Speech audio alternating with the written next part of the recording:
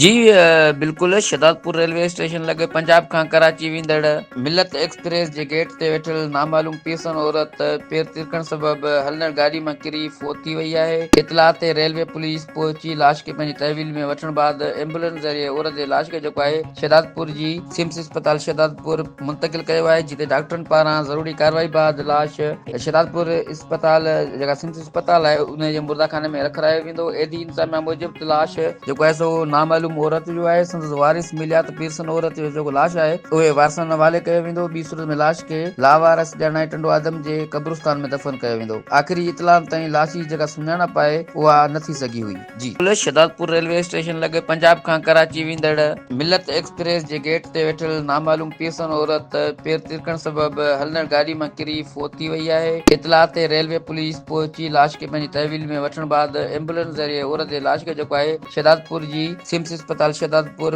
मुंतकिल कयो आहे, जिते डॉक्टरनि पारां ज़रूरी कार्रवाई बाद लाश शहदादपुर अस्पताल जेका सिम्स अस्पताल आहे उन जे मुर्दाखाने में रखायो वेंदो। एडी इंतज़ामिया मूजिबि लाश जेको आहे सो नामालूम औरत जो आहे। संदसि वारिस मिलिया त पीरसन औरत जो जेको लाश आहे उहे वारसनि हवाले कयो वेंदो। ॿी सूरत में लाश खे लावारस ॼाणाए टंडो आदम जे कब्रिस्तान में दफ़न कयो वेंदो। आख़िरी इतलाह ताईं लाश जी जेका सुञाणप आहे उहा न थी सघी हुई। जी।